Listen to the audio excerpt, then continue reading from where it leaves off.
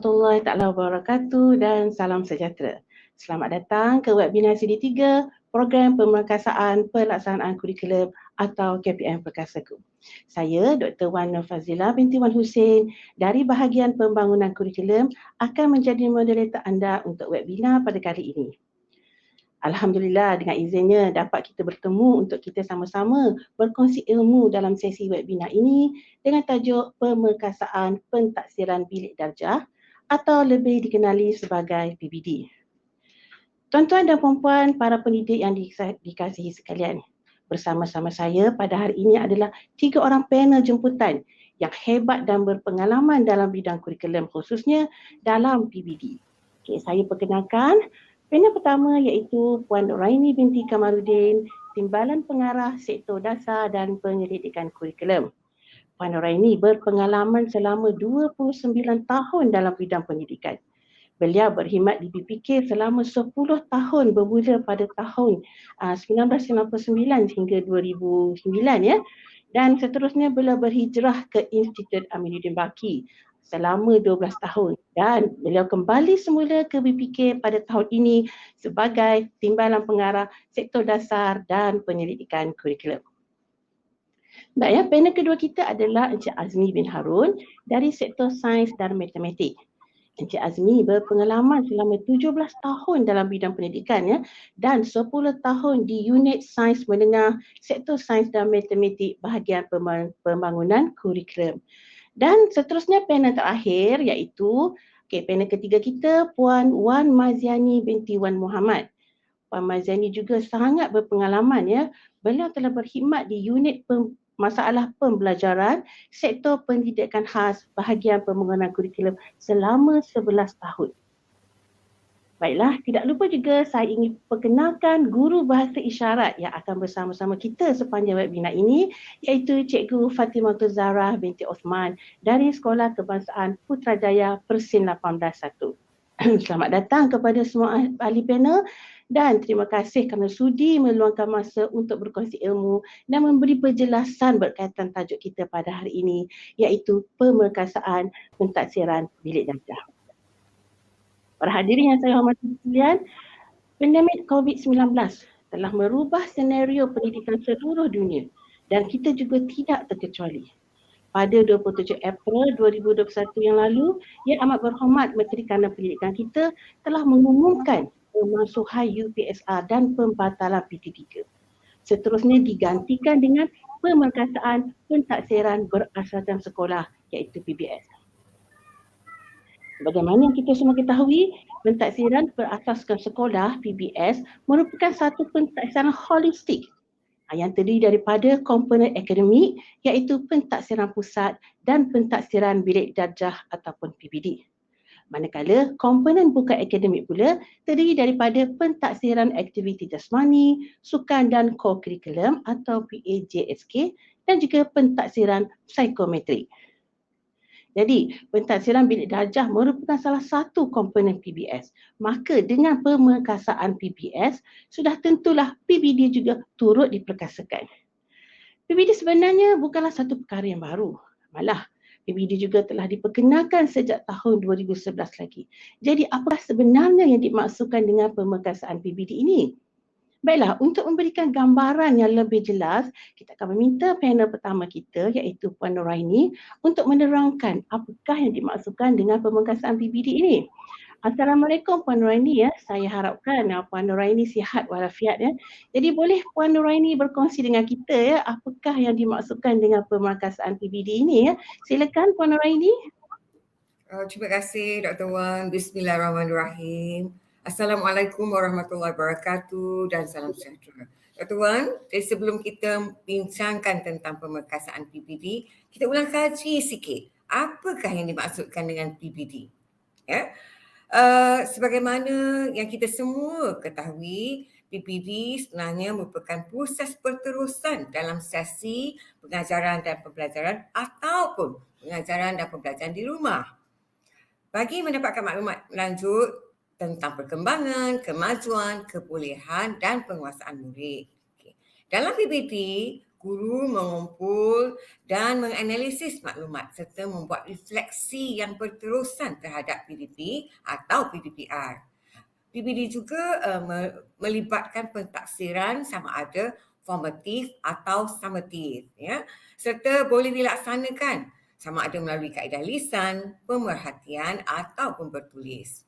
Di samping itu, guru juga merancang tindakan susulan untuk menambah baik penguasaan dan pencapaian murid dalam pembelajaran. Ya. Ini ya, kita dapat lihat dengan jelas konsep PBD ini ya. Apakah tujuan PBD kepada guru dan murid, bagaimana proses PBD dilaksanakan sehinggalah kepada pelaporan PBD. Jadi Puan, apakah pula yang dimaksudkan dengan pemerkasaan PBD? Adakah konsep yang sama atau bagaimana? Okey, Dr. Wan, dalam pemerkasaan PPD ini, konsep PPD sebenarnya adalah sama. Guru masih lagi melaksanakan pentaksiran formatif dan summatif serta mentaksir murid melalui 3 cara, iaitu pemerhatian, lisan dan bertulis. Cuma bezanya pada kali ini, guru dapat menumpukan sepenuhnya perhatian kepada PPD sebab tidak ada lagi peperiksaan UPSR dan PT3 serta sebenarnya terdapat beberapa langkah penambahbaikan yang telah pun kita rancang untuk memperkasakan lagi PPD. Terutamanya bagi mengukuhkan kefahaman tentang PPD pada semua peringkat. Jadi sepanjang bulan Ogos dan bulan-bulan terdahulu ada beberapa aktiviti yang telah kita laksanakan. Okay. Antaranya adalah penghasilan infografik, video penerangan yang bertujuan untuk memberi kefahaman kepada semua pihak yang berkepentingan.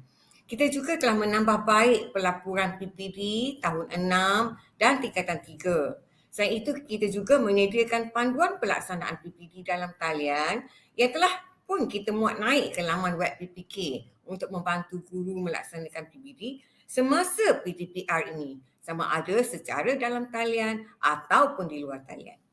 Jadi tuan-tuan dan puan-puan, Dr. Wan, bermula daripada bulan September, pemerkasaan PPD diteruskan lagi dengan beberapa aktiviti. Antaranya ialah latihan dan bimbingan berterusan kepada guru, kepada pentadbir dan juga sokongan daripada PPD dan JPN yang bertujuan untuk melaksanakan follow up, follow through, perancangan pemerkasaan PPD yang telah pun kita rancang. Selain itu, PPK juga akan menyediakan help desk, meja bantuan bagi menjawab sebarang pertanyaan berkaitan dengan PPD serta menyelaras penambahbaikan terhadap pelaporan PPD, UPSR dan PT3. Seterusnya bagi melaksanakan penataran semula, kita juga melaksanakan penataran semula kepada JPN, PPD dan guru untuk memugarkan semula kefahaman mereka mengenai PPD. Dr. Wan, jadi sepanjang pelaksanaan PPD yang diperkasa ini, aspek pengukuhan penjaminan kualiti akan kita beri tumpuan yang khusus. Ia meliputi proses 4P. Apa dia 4P? Pementoran, penyelarasan, pemantauan dan pengesanan di peringkat sekolah. Jadi kerjasama dan keterlibatan semua pihak, khususnya daripada JPN dan PPD amat penting. Kita mengharapkan PPD, JPN dapat membimbing pemimpin sekolah dan guru serta menyediakan mekanisme sokongan mengikut keupayaan masing-masing. Ada penjelasan Puan tadi ya. Jadi kita terdapat 6 langkah yang telah dan akan diambil oleh KPM dalam memperkasakan PPD. Namun dalam situasi pandemik ini, proses PDP kita menghadapi pelbagai cabaran yang kadang-kala di luar jangkauan kita. Guru-guru kita terpaksa mengubah proses PDP bersemuka kepada PDPR, sama ada secara dalam talian ataupun di luar talian. Bagaimana pula dengan PBD? Adakah kita juga boleh laksanakan PBD ni secara dalam talian? Boleh Dr. Wan. Yang sebenarnya PBD ni boleh dilaksanakan dalam talian. Konsep PBD dalam talian ni seperti yang saya kata tadi sama dengan konsep PBD secara bersemuka dalam bilik darjah. Cuma bezanya adalah guru-guru menggunakan pelbagai aplikasi digital untuk laksanakan PBD. Seperti Quizizz, Kahoot, Wordwall dan lain-lain lagi aplikasi yang sesuai.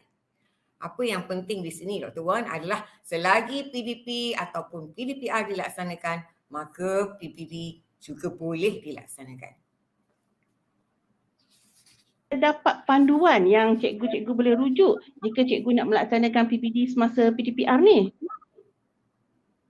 Okey, ada Dr. Wan.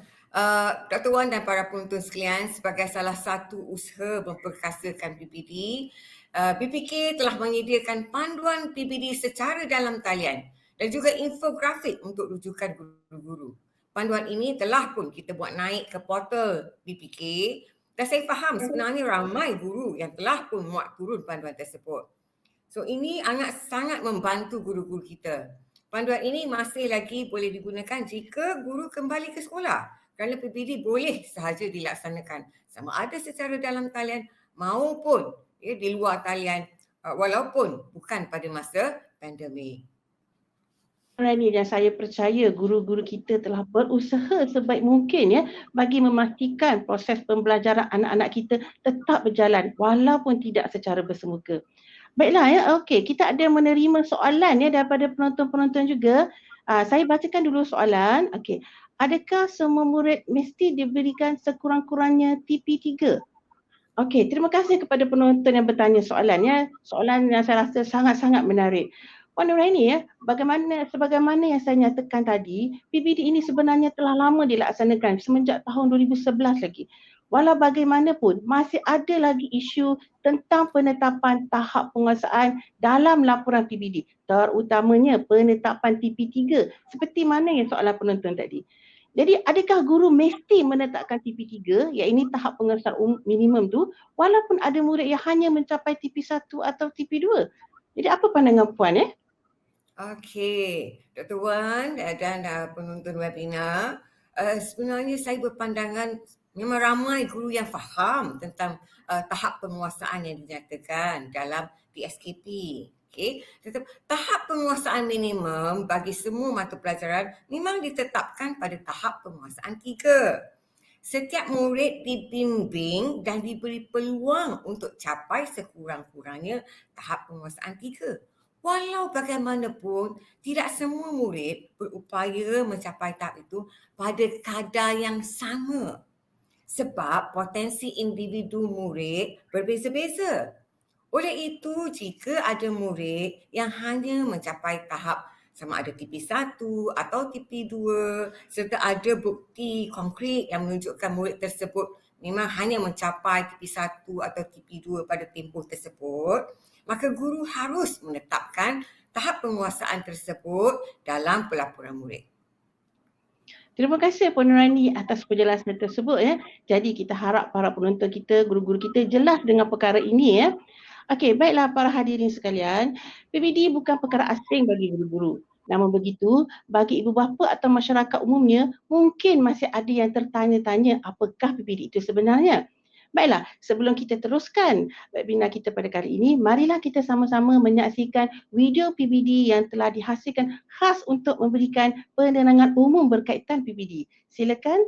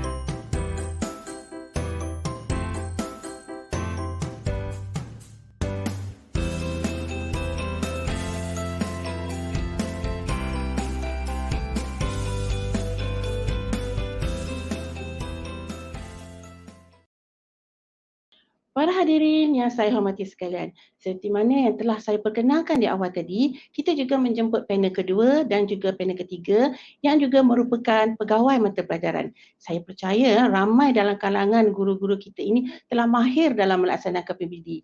Namun saya akui masih ada kedengaran, keluhan daripada guru-guru bagaimana untuk melaksanakan PBD khususnya dalam mata pelajaran tertentu.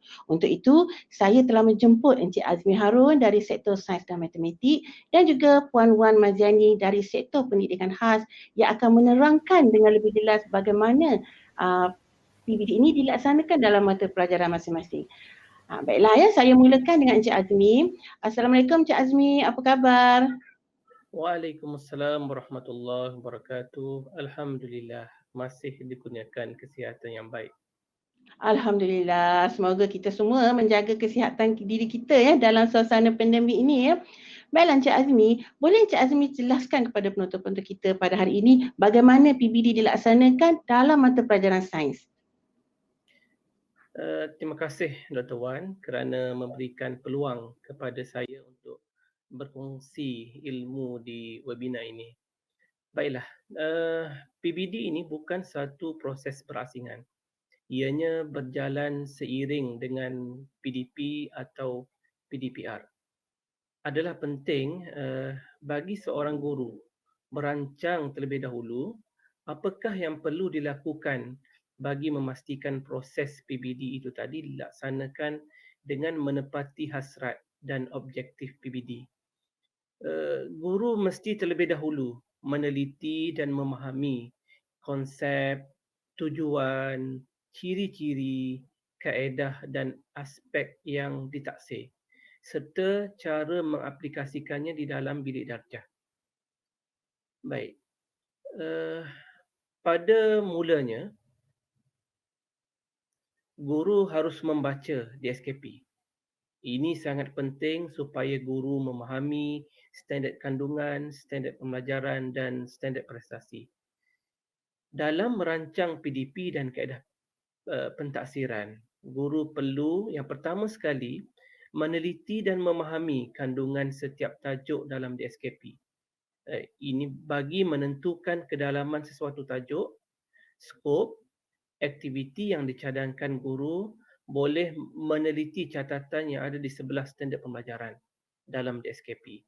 Ini penting supaya dapat membantu guru semasa menyusun bentuk PPD yang sesuai dengan kandungan, kurikulum dan aktiviti PDP akan dilaksanakan. Baik, yang kedua, selepas meneliti kandungan sesuatu tajuk, guru perlu menentukan objektif pembelajaran yang perlu dicapai oleh murid dan yang hendak ditaksir oleh guru tersebut.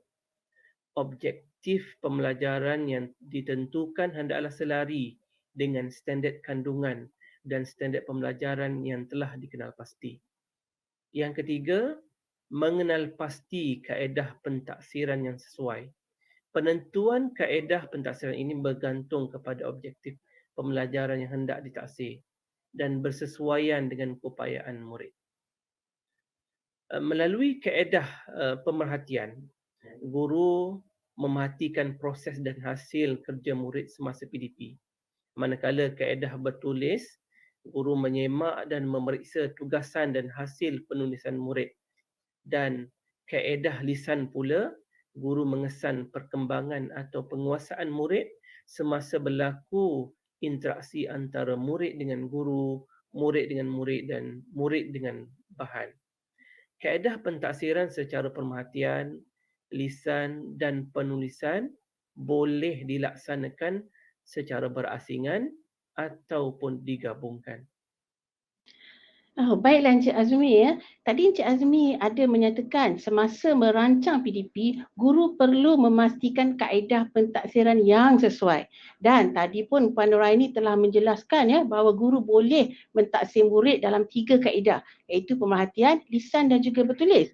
Jadi dalam mata pelajaran sains ini, boleh Encik Azmi jelaskan bagaimana PBD menggunakan kaedah pemerhatian dijalankan? Silakan Encik Azmi.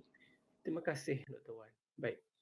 Semasa merancang untuk melaksanakan PBD, guru perlu pertimbangkan apakah domain yang mahu ditaksir melalui kaedah pemerhatian.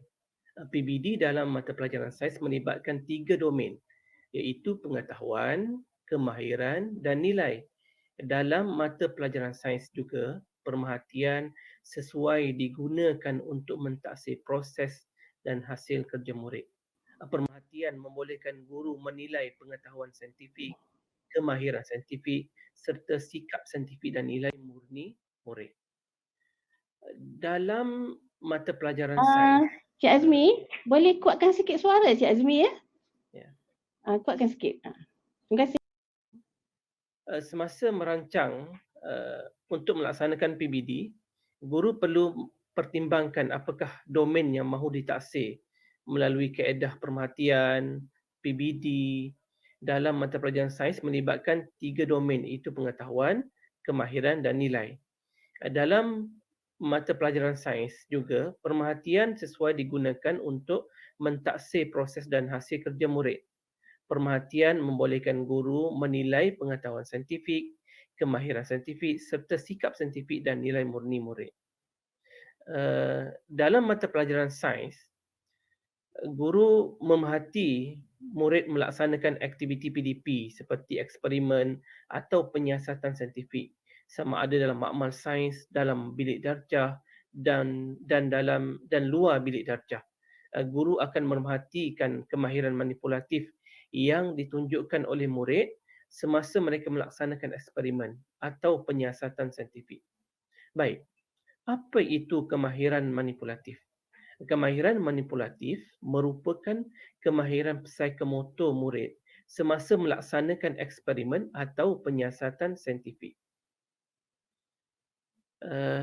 Antara kemahiran manipulatif yang boleh ditaksir melalui pemerhatian semasa murid menjalankan aktiviti eksperimen atau penyiasatan saintifik, yang pertama ialah menggunakan dan mengendalikan peralatan sains dan bahan dengan betul mengikut prosedur yang ditetapkan supaya eksperimen atau penyiasatan saintifik mendapat hasil atau keputusan yang tepat. Yang kedua, mengendalikan spesimen dengan betul dan cermat serta sentiasa mengamalkan langkah berjaga-jaga supaya spesimen tidak rosak semasa menjalankan eksperimen. Yang ketiga, melakarkan spesimen, bahan dan peralatan sains mengikut lukisan saintifik dengan tepat. Boleh melabelkan bahagian spesimen dan peralatan sains dengan ejaan yang betul. Yang keempat, dapat membersihkan peralatan sains dengan cara yang betul, terutama peralatan yang sensitif atau peralatan yang mudah pecah. Dan yang terakhir, yang kelima, dapat menyimpan peralatan saiz dan bahan dengan betul dan selamat, terutama bahan-bahan yang reaktif atau berbahaya yang perlu disimpan dengan prosedur yang betul seperti asid kuat, logam kumpulan 1 dan gas seperti gas penunuh Bunsen. Baik, kita lihat satu contoh ya. Kita lihat satu contoh kaedah pemerhatian yang dilakukan semasa penyiasatan saintifik. Saya ambil contoh dalam sains tingkatan 1, bab 7, udara, menentukan peratusan oksigen dalam udara. Semasa murid menjalankan aktiviti ini, guru boleh mentaksir kemahiran manipulatif murid melalui pemerhatian. Kemahiran manipulatif yang boleh ditaksir dalam aktiviti ini ialah menyediakan radas eksperimen seperti yang ditunjukkan dalam rajah, menjalankan langkah-langkah penyiasatan saintifik seperti yang dinyatakan, dan selepas saja tamat menjalankan aktiviti, bagaimana murid membersihkan peralatan dengan cara yang betul serta menyimpan peralatan yang digunakan dengan betul dan selamat. Oh, Encik Azmi, maksudnya kat sini, guru boleh menggunakan kaedah pemerhatian ini untuk mentaksir murid semasa murid menjalankan eksperimen ya. Jadi selain daripada itu, ada tak aspek lain yang boleh guru gunakan kaedah ini untuk mentaksir murid? Baik, terima kasih Dr. Wan. Semasa melaksanakan aktiviti pembelajaran seperti eksperimen atau penyiasatan saintifik, guru juga perlu memerhatikan amalan, sikap saintifik dan nilai murni dalam kalangan murid. Dalam DSKP Sains Menengah, ada dinyatakan 12 sikap saintifik dan nilai murni yang perlu diterapkan dalam kalangan murid yang mempelajari mata pelajaran sains. Dalam DSKP Sains, dinyatakan juga tafsiran tahap penguasaan secara umum, sikap saintifik dan nilai murni. Tafsiran tahap penguasaan ini boleh memberikan panduan kepada guru dalam membuat pemerhatian tentang amalan, sikap saintifik dan nilai murni dalam kalangan murid. Kita ada mendapat soalan daripada penonton. Okay, kita cuba menjawab soalan daripada penonton dulu ya. Bagaimana kalau PDPR secara dalam talian? Bagaimana kaedah pemerhatian ini boleh dipraktikkan? Menarik juga soalan ni. Baik, sekiranya pembelajaran dilaksanakan secara PDPR dalam talian, pentaksiran secara pemerhatian boleh dijalankan dengan menggunakan aplikasi yang sesuai seperti Google Meet, Telegram, WhatsApp, Zoom atau aplikasi lain bagi membolehkan guru memerhati dan mentaksir proses kerja murid. Baik, murid boleh membuat rakaman video. Boleh membuat rakaman video proses melaksanakan sesuatu tugasan seperti aktiviti dan eksperimen yang diberikan oleh guru. Guru memberikan maklum balas atau membuat pentaksiran berdasarkan rakaman video. Guru juga boleh memerhati dan mentaksir tingkah laku murid semasa mereka berinteraksi dengan guru atau dengan murid lain melalui aplikasi yang sesuai. Baik, saya tunjukkan satu contoh ya. Contoh penyiasatan saintifik yang boleh dijalankan di rumah oleh murid. Saya ambil contoh sains tingkatan 1, bab 4 pembiakan, iaitu menjalankan pembedahan pelbagai jenis bunga untuk mengenal pasti struktur bunga serta fungsinya. Semasa murid menjalankan aktiviti ini, guru boleh mentaksir kemahiran manipulatif murid melalui pemerhatian. Antara kemahiran manipulatif yang boleh ditaksir melalui pemerhatian semasa penyiasatan saintifik ini ialah seperti mengendalikan spesimen dengan betul dan cermat serta melakar spesimen. Aktiviti ini boleh dijalankan menggunakan platform dalam talian ataupun aplikasi media sosial, sama ada secara live atau rakaman. Baik, beberapa aktiviti eksperimen juga boleh dijalankan di rumah, menggunakan bahan dan peralatan yang ada di rumah. Seperti contoh dalam sains tingkatan 1 bab 4 pembiakan, eksperimen untuk menentukan syarat pecahan biji benih. Peralatan seperti tabung didih boleh digantikan dengan gelas kaca atau plastik. Guru akan memerhatikan murid menggunakan bahan atau peralatan semasa menjalankan eksperimen. Aktiviti ini boleh dijalankan menggunakan platform dalam talian ataupun aplikasi media sosial, sama ada secara live atau rakaman. Oh, maksudnya di sini ni walaupun PDPR ni dijalankan secara dalam talian, guru masih boleh mentaksir murid menggunakan kaedah pemerhatian ya. Namun saya percaya guru perlulah merancang PDPR seperti yang Encik Azmi utarakan dari awal tadi ya. Dan ini juga bergantung kepada kesesuaian dengan keadaan persekitaran guru-guru dan juga murid. Begitu juga aktiviti seperti eksperimen ya, guru perlu merancang eksperimen mana yang sesuai dilakukan oleh murid-murid di rumah. Baiklah Encik Azmi, berdasarkan contoh yang Encik Azmi jelaskan di atas tadi, apakah jenis instrumen yang sesuai untuk digunakan oleh guru? Baik, terima kasih Dr. Wan. Sebenarnya, pelbagai instrumen guru boleh guna untuk mencatat, merekod apa yang diperhatikan. Contohnya seperti senarai semak, rekod berterusan, anekdot, skala kadar atau mana-mana instrumen yang sesuai bergantung kepada kreativiti guru-guru agar sesuai dengan apa yang hendak ditaksir. Baik, saya tunjuk satu contoh. Contoh senarai semak pelaksanaan eksperimen untuk menentukan tahap penguasaan. Baik, senarai semak boleh disediakan secara individu, setiap murid atau secara berkumpulan sekiranya aktiviti dijalankan secara berkumpulan. Adakah perlu instrumen pentaksiran ni kita perlu selaraskan? Terima kasih Dr. Wan. Tidak perlu. Instrumen pentaksiran dihasilkan oleh guru sendiri. Tidak perlu diselaraskan. Guru bebas menentukan instrumen pentaksiran berdasarkan kreativiti, situasi dan hasil pembelajaran yang hendak dicapai. Terima kasih Dr. Wan. Jelas ya bagaimana PBD menggunakan kaedah pemerhatian ini dapat dijalankan dalam mata pelajaran sains ya, baik semasa PDP biasa ataupun semasa PDPR. Yang penting di sini ialah guru perlu merancang kesesuaiannya, lebih-lebih lagi dengan suasana sekarang.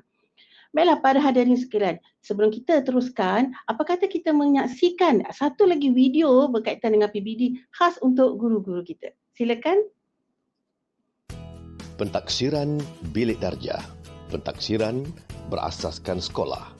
Pentaksiran berasaskan sekolah (PBS) merupakan pentaksiran holistik yang terdiri daripada kategori akademik dan bukan akademik.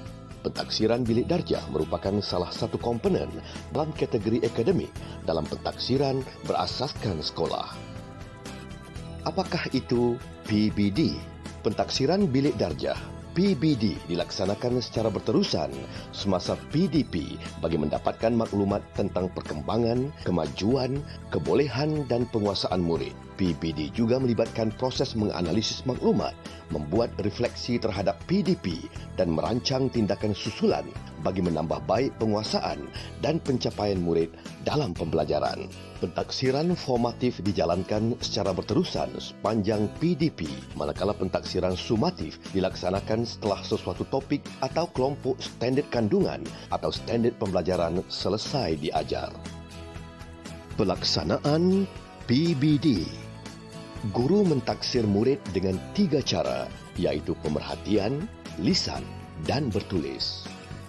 Kaedah pemerhatian. Pentaksiran secara pemerhatian sesuai digunakan untuk mentaksir proses dan hasil kerja murid. Guru juga boleh mentaksir penguasaan kemahiran dan sikap murid.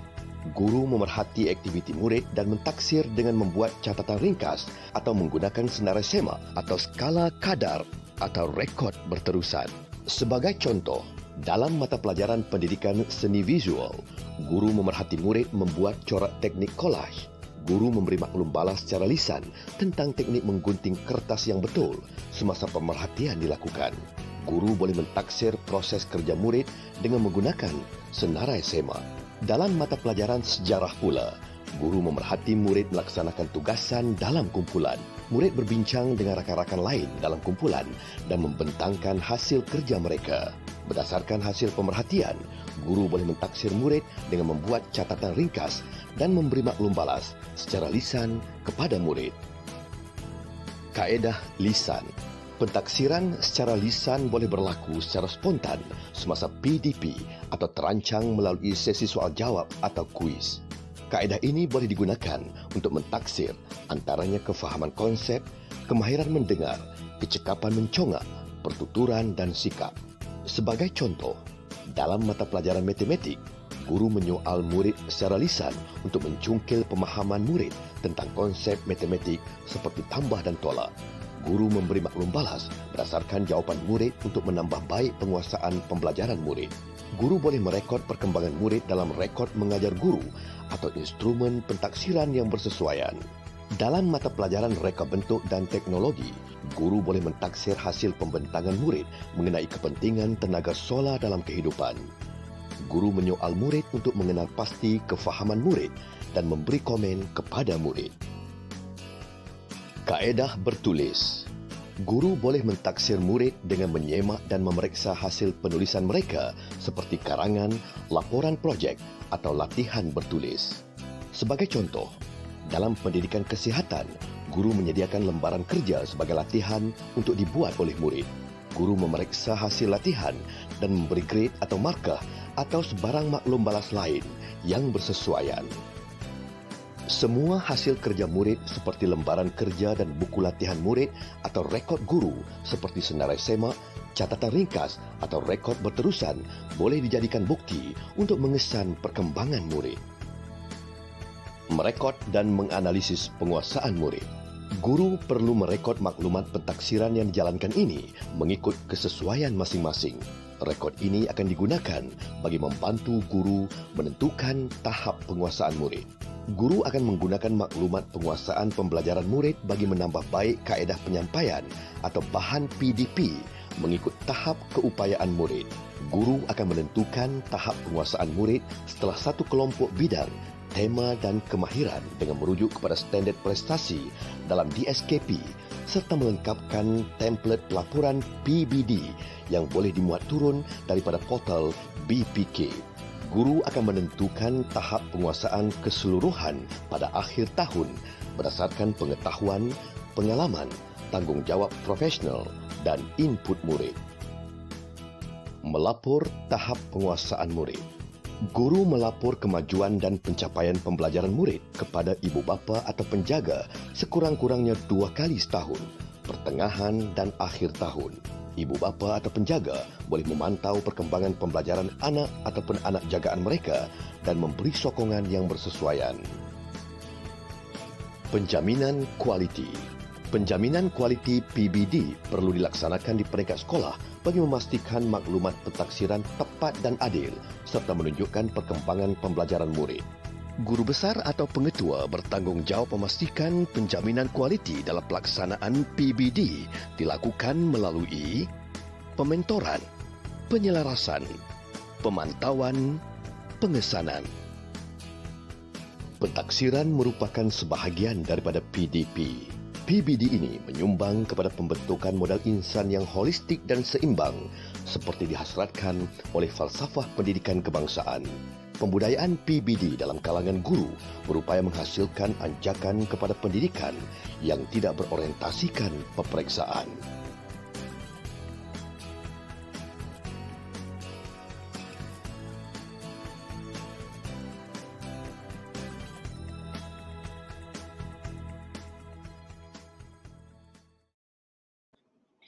Sungguh menarik ya video tersebut. Terima kasih. Jadi saya harapkan dengan video tersebut akan dapat membantu guru-guru kita untuk melaksanakan PBD dengan lebih baik.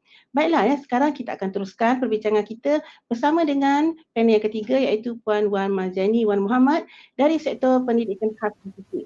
Baiklah Puan Marziani, tadi kita telah mendengar ya bagaimana kaedah pemerhatian dilaksanakan dalam mata pelajaran sains. Boleh Puan Wan terangkan bagaimana pula kaedah lisan dilaksanakan bagi murid pendidikan khas ataupun MBK dalam mata pelajaran Puan pula. Silakan Puan Wan Marziani. Baik, terima kasih Dr. Wan. Assalamualaikum semua. Alhamdulillah bertemu kita di sini hari ini ya. Baik, Dr. Wan dan rakan-rakan guru sekalian. Sebelum kita teruskan perbincangan ini, elok rasanya kita kenal dulu siapa murid yang dikategorikan sebagai masalah MBK masalah pembelajaran ini ya. Seperti yang kita lihat di paparan ni ya. Sekarang ini apa yang kita lihat ialah kategori murid MBK bermasalah pembelajaran, antaranya ialah murid lembam, autisma, Down syndrome, cerebral palsy, masalah pertuturan yang melibatkan bahasa ataupun komunikasi, kemudian gangguan tumpuan atau dikenali juga sebagai ADHD, hyperaktif dan sawan serta yang lain-lain lagi lah. Banyak ya dalam kategori masalah pembelajaran ni. Dan mereka ini sebenarnya perlu didiagnos dan disahkan terlebih dahulu oleh doktor atau pengamal perubatan dan akan dicadangkan untuk mengikuti pembelajaran di program pendidikan khas masalah pembelajaran, juga dikenali sebagai PPKI, yang menggunakan kurikulum pendidikan khas.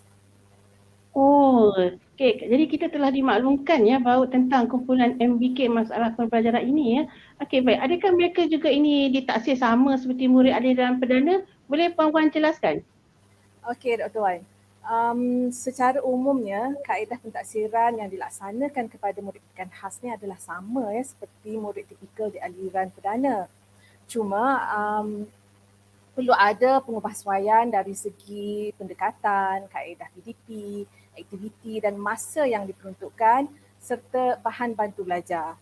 Semua yang kita nyatakan tadi hendaklah mengikut keperluan dan ketidakupayaan MBK.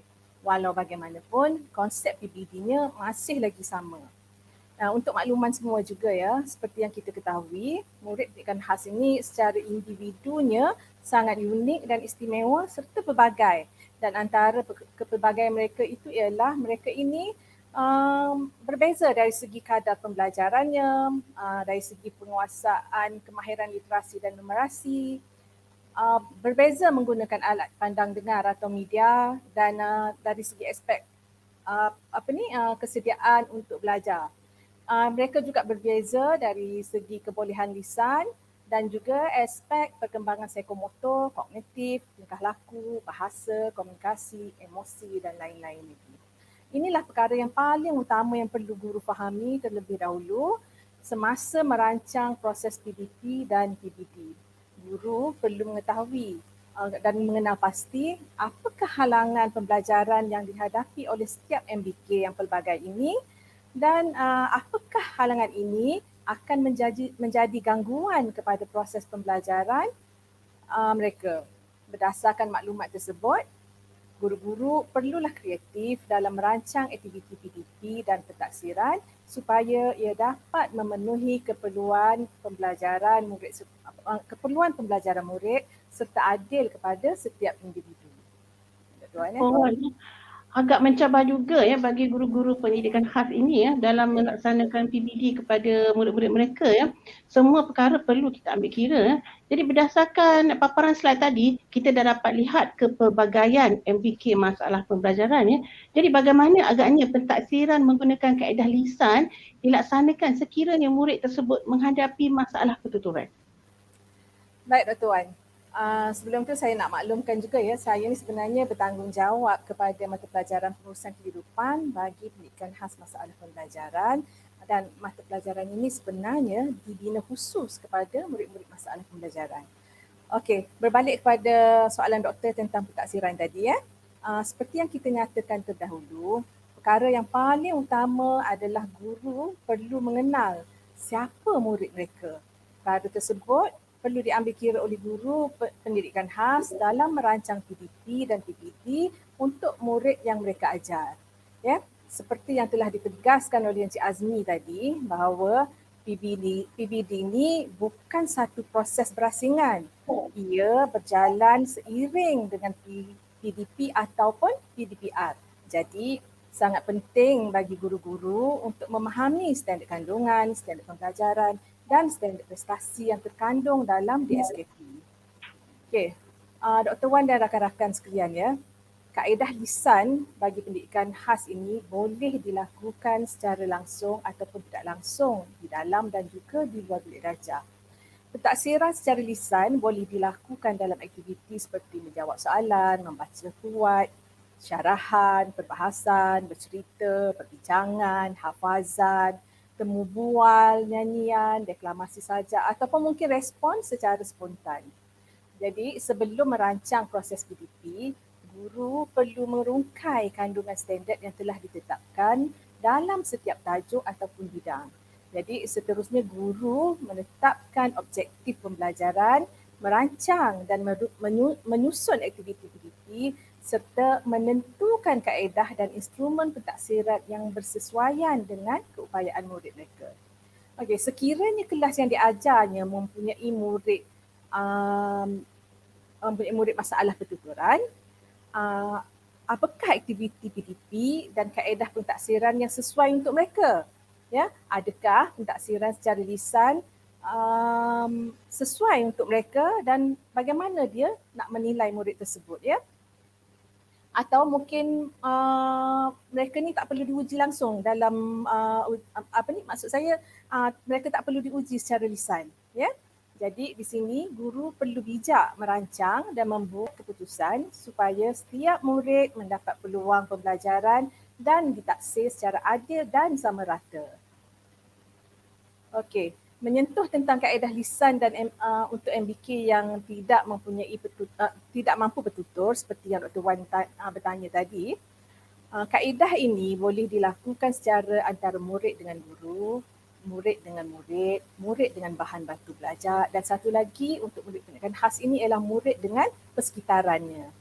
Okey, guru boleh bersoal jawab ataupun bercerita sambil itu menguji sejauh mana kefahaman, pengetahuan, kemahiran dan nilai yang telah dikuasai oleh muridnya. Jadi di sini guru menggunakan bahan bantu belajar bagi merangsang murid untuk memberi respon tentang apa yang telah dipelajari, dan mungkin respon yang diberikan itu adalah melalui bahasa isyarat ataupun melalui bahasa badan. Contohnya dia angguk, ya, atau dia gelengkan kepala, dia buat memek muka atau tunjuk, atau mungkin juga dia buat aksi-aksi tertentu supaya dia sebagai respon kepada soalan yang ditanya oleh guru ya.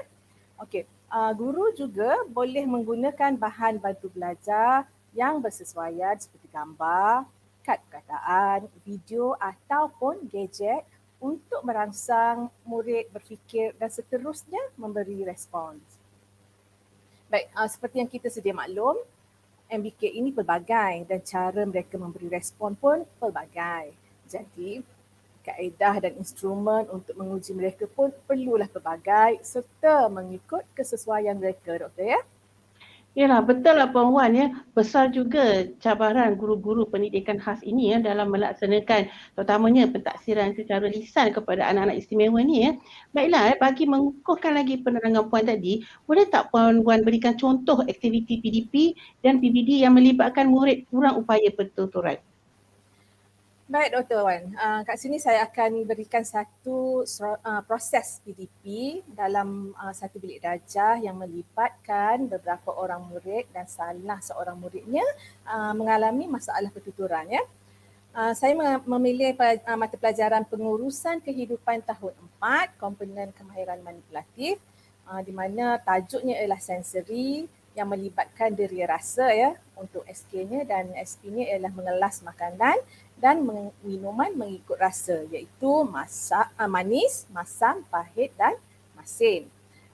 Tajuk pembelajaran kita ialah meneka rasa buah-buahan, tetapi saya hanya pilih 2 saja, iaitu manis dan masam saja ya.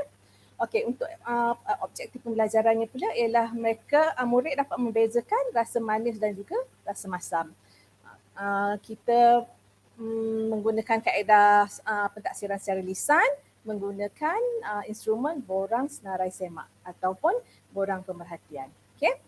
Baik, dalam aktiviti ini kita berikan buah-buahan kepada murid-murid ataupun kita tunjuk ya melalui gambar kepada murid, dan sebaiknya kita berikan objek sebenar lah. Contohnya buah apple untuk rasa manis dan mangga muda untuk rasa masam. Okey. Kemudian murid menyatakan rasa buah yang kita tunjukkan tadi berdasarkan pengalaman sedia ada mereka. Tentunya mereka dah pernah makan lah buah ni kan. Okey, kemudian guru buat penilaian berdasarkan respon murid secara lisan ataupun tanpa lisan melalui memek muka, gerak badan ataupun menggunakan kad perkataan. Okey, guru boleh memberi maklum balas terhadap respon yang diberikan oleh murid, sama ada jawapan mereka tu betul atau salah, atau juga memberi rangsangan untuk mereka terus bercerita berdasarkan pengalaman tentang buah-buahan yang mereka suka.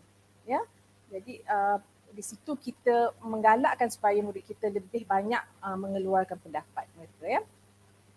Okey, untuk lebih menyeronokkan lagi, guru boleh menjalankan aktiviti PDP menggunakan strategi belajar sambil bermain. Sebab murid-murid kita ni yang MBK ni sebenarnya suka sangat kalau kita buat aktiviti yang dalam bentuk permainan. Jadi guru boleh membuat aktiviti di mana kita tutup mata murid dan kemudian kita minta mereka teka apa rasa buah yang kita beri mereka makan tu. Okey? Kemudian murid akan nyatakan rasa buah yang mereka makan tadi secara lisan, dan bagi murid yang ada masalah pertuturan, guru boleh menggunakan kad emoji senyum atau masam sebagai respon murid terhadap apa yang mereka rasa. So untuk emoji senyum tu bagi rasa manis, dan emoji masam untuk rasa masam. So di sini pun berlaku juga pentaksiran ya, bila guru melihat respons daripada murid tu. Dan guru juga boleh bersoal jawab atau bercerita secara langsung ataupun tak langsung semasa aktiviti itu mengenai buah yang dirasa, bagi menarik MBK untuk terus memberi maklum balas dengan lebih jelas dan tepat. Oh, Puan Wan ya, sesuatu yang sangat menarik ya. Murid yang ada masalah pertuturan pun guru masih boleh menggunakan kaedah lisan dengan menggunakan kad emoji senyum atau masam. Saya rasa kaedah ini pun boleh digunakan untuk murid-murid biasa pun ya. Malah murid-murid mungkin lebih seronok. Okey, Puan Wan Naziani ya, adakah daripada aktiviti tadi itu sudah cukup untuk memastikan bahawa murid ini sudah boleh bezakan antara rasa masam dan rasa manis tadi? Oh, tentulah tak Dr. Wan ya, itu baru awal permulaannya. Okey, seterusnya kita boleh memastikan murid ni memahami dan boleh membuat perbezaan rasa, di mana kita berikan contoh buah-buahan lain ya yang mempunyai rasa masam dan manis juga, seperti betik, tembikai, oren, nanas, atau mungkin buah-buahan tempatan yang sekarang banyak kat pasaran ya. Okey, tapi perlu ingat ya, kita perlu berhati-hati sekiranya murid menghadapi masalah ataupun alergi kepada sesuatu makanan atau rasa ya. Itulah sebabnya penting guru mengenali murid dia. Guru bukan saja tahu status akademik ya, tapi guru juga kena tahu apa yang maksudnya guru juga perlu tahu tentang status kesihatan murid dia. Ya, guru boleh apa yang murid boleh makan, apa yang murid yang tak boleh makan, supaya tidak menjejaskan kesihatan murid kita lah ya. Okey, dalam aktiviti ni guru menyediakan kad gambar buah-buahan yang mewakili buah yang akan dimakan oleh murid. Ya, kemudian guru juga perlu menyediakan 2 ruang bertanda manis dan masam di papan putih. Dan kemudian kita minta murid supaya bermain, dan murid ini kita bahagikan kepada 2 kumpulan untuk permainan kuis ya. Kita buat permainan kuis dengan murid-murid kita. Jadi kita akan suruh seorang murid makan buah yang diberi oleh guru dan membuat mimik muka berdasarkan rasa buah tersebut. Jadi murid daripada kumpulan yang lawan tu akan meneka rasa dan memilih kad buah yang berkaitan untuk diletakkan kepada ruang manis atau yang manis atau masam di papan putih. Jadi aktiviti ini dijalankan secara bergilir-gilir sehinggalah selesai. Untuk murid yang ada masalah pertuturan, sebenarnya mereka boleh buat aktiviti yang sama. Cuma murid ini perlu beri sokongan melalui mimik muka ataupun isyarat bagi mengukuhkan jawapan mereka. Ya. Dan guru juga boleh terus memberi maklum balas kepada murid secara lisan semasa aktiviti itu dijalankan. Jadi sebagai penutup kepada aktiviti ini, guru dan murid menyemaklah apa jawapan yang mereka buat lekatkan di papan putih tadi, dan kemudian menentukan markah dan juga siapakah yang menjadi pemenang dalam pertandingan kuis tersebut. Jadi berdasarkan aktiviti yang dijalankan tadi, guru boleh membuat refleksi tentang hasil pembelajaran pada hari tersebut dan seterusnya menilai atau membuat pentaksiran melalui borang senarai semak atau borang pemerhatian yang telah disediakan secara individu. Guru juga boleh membuat intervensi dalam proses menambah baik kekurangan dan kelemahan serta merancang semula apa yang perlu dilakukan untuk muridnya. Baik, daripada proses tadi, daripada respons, soal jawab dan maklum balas murid itu, guru boleh merekod, membuat analisis dan seterusnya mengambil tindak susul jika perlu bagi membantu muridnya meningkatkan prestasi pembelajaran mengikut keupayaan dan fitrahnya ya. Tambah baik mana yang kurang dan cuba tingkatkan kemampuan murid melalui latih tubi atau secara ansu maju. InsyaAllah ada peningkatan dan perkembangannya nanti ya Dr. Wan ya. Walaupun tak banyak, sikit tu mesti ada jugalah ya. Okey Dr. Wan. Betul tu Pak Mazani ya, sebab melalui PBD lah kita boleh mendapatkan maklumat tentang perkembangan, kemajuan dan kebolehan serta penguasaan murid kita. Hebat betul penjelasan diberikan oleh Puan Wan Mazani ya.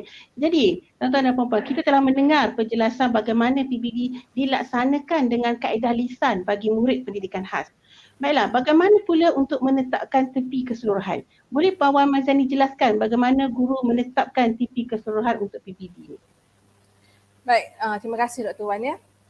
Dalam konteks ini ya, guru perlu menetapkan tahap penguasaan keseluruhan di akhir tahun berdasarkan pertimbangan profesional yang merangkumi pengetahuan, pengalaman, tanggungjawab profesional, input murid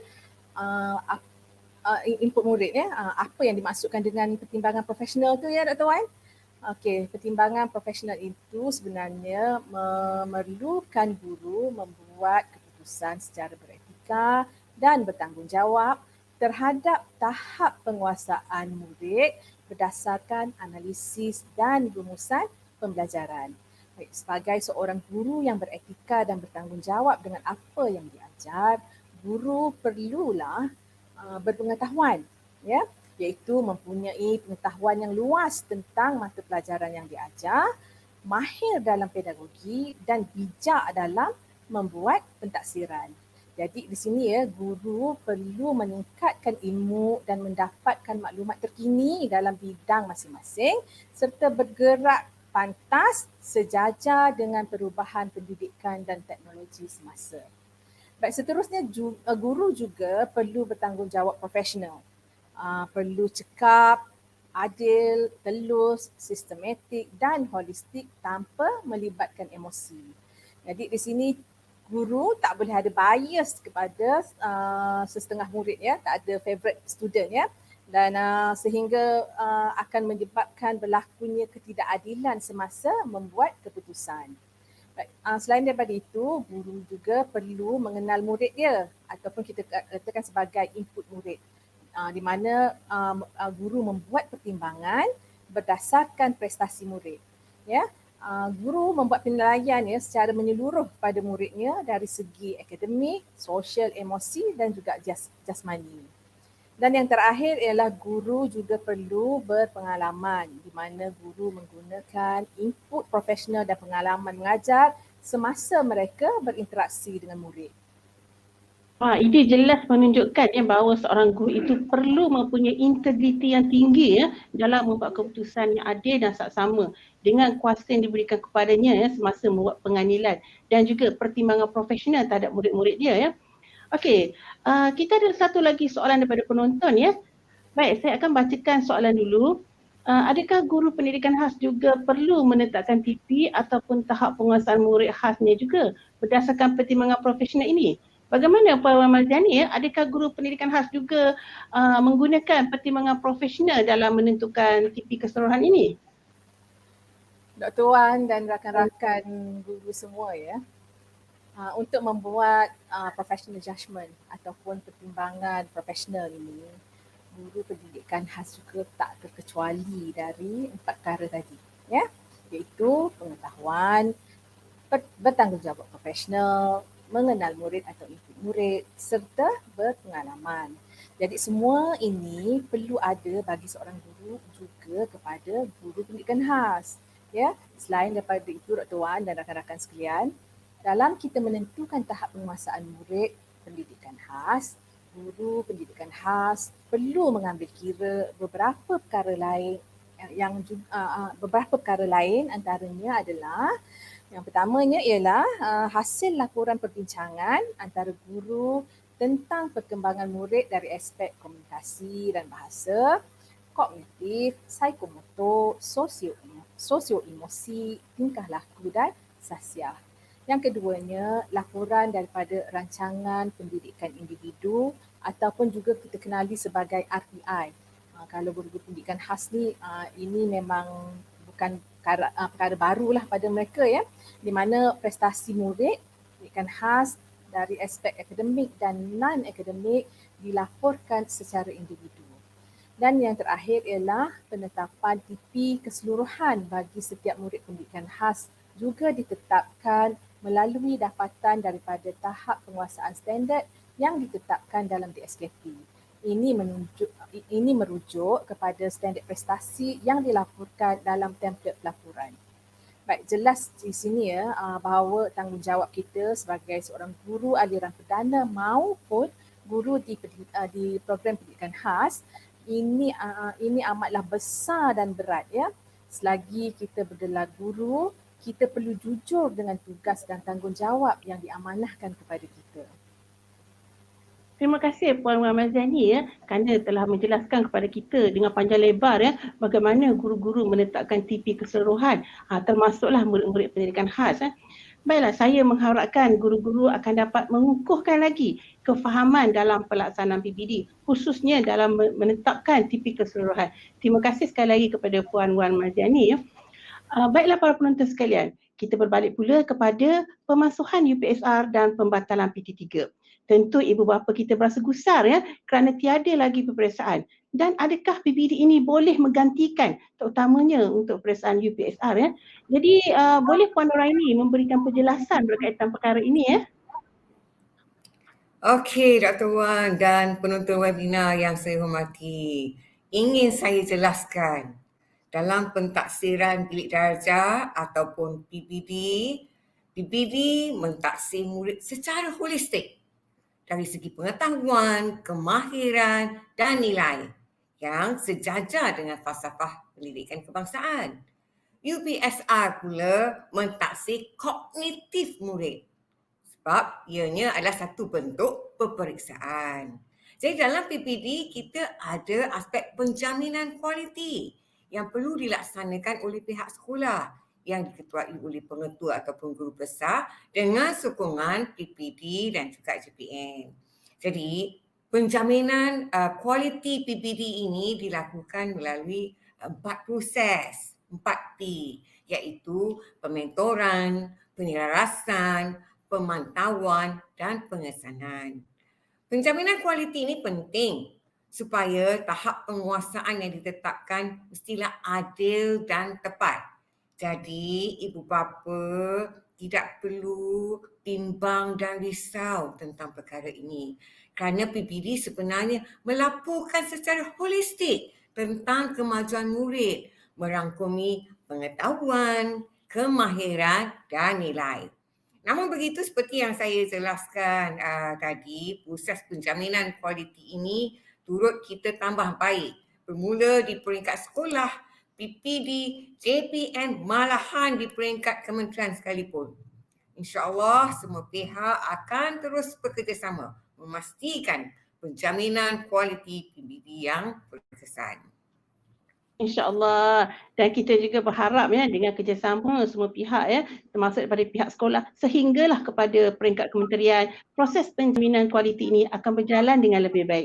Baiklah Puan Nuraini bagaimana pula dengan pelaporan PBD memandangkan UPSR dimasukkan dan PT3 kita dibatalkan pada tahun ini adakah bentuk pelaporan yang akan menggantikan pelaporan UPSR dan PT3 ni?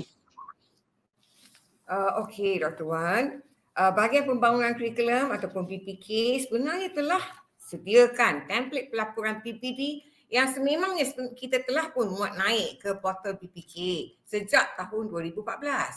Tapi bagi tahun ini, kita ada sedikit penambahbaikan pelaporan khususnya bagi tahun 6 dan tingkatan 3. Template pelaporan untuk guru kelas tahun 6 dan tingkatan 3 ini ditambah baik supaya ibu bapa lebih faham pelaporan yang dihasilkan.